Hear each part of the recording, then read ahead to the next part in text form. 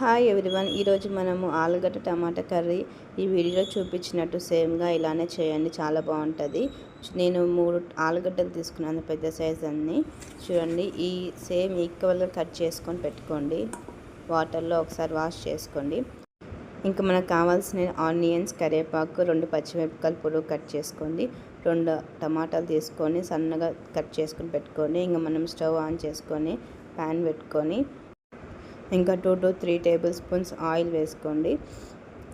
ఇంకా మనకు కావాల్సిన పోపు గింజలు మీకు ఎలానో తెలుసు. తగినన్ని సాసవులు, తగినన్ని జీలకర్ర.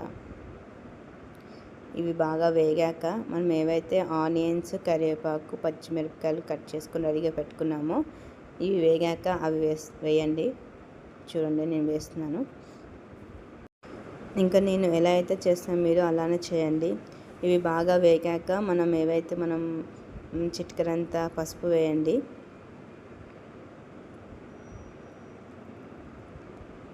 చూడండి, చిటికెడంతా పసుపు వేస్తున్నాను. ఇంకా బాగా కలపండి.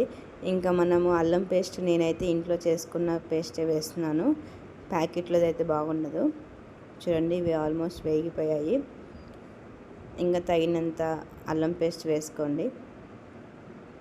ఇవి బాగా వేగాక ఇంకా మనము ఆలుగడ్డ కట్ చేసుకొని పెట్టుకున్నాం కదా, అవి మనం రెడీగా మళ్ళీ ఒకసారి కూడా వాష్ చేసుకోండి, ఏం ఇబ్బంది ఏం లేదు.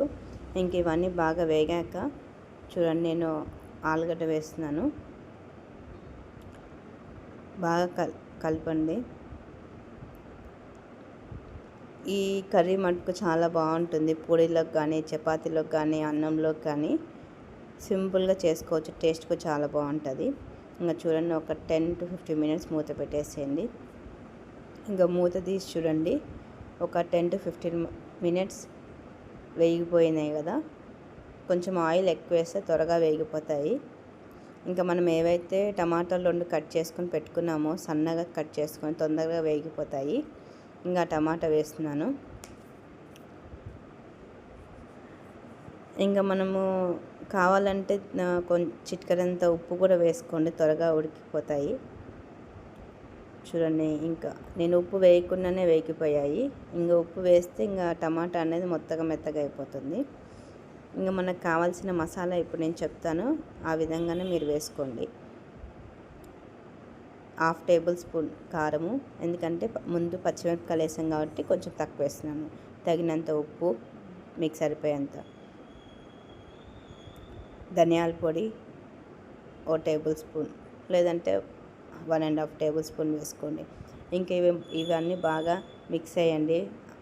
ఆలుగడ్డకు మొత్తం మసాలా అంతా బాగా పడుతుంది. ఒక 10 నుంచి 15 నిమిషాల వరకు సిమ్లో వేయించండి. అప్పటికే మీకు ఆలుగడ్డ అనేది ఉడికిపోతుంది.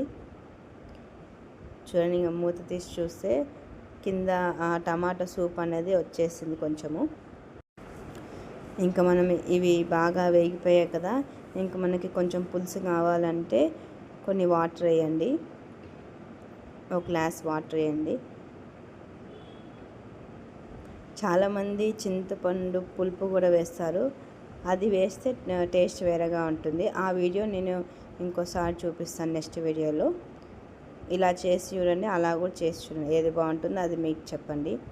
ఇంకా ఒక 10 మినిట్స్ మూత పెట్టేసేయండి. ఇంకా మూత తీసి చూస్తే చూడండి, మొత్తం అంతా ఉడుకుతుంది. ఆల్మోస్ట్ అంతా 50% ఆలు ఉడికిపోయింది. ఇది ముదిరిపోయిన ఆలుగడ్డ కాదు, కొంచెం నాతయే, త్వరగా ఉడికిపోతాయి.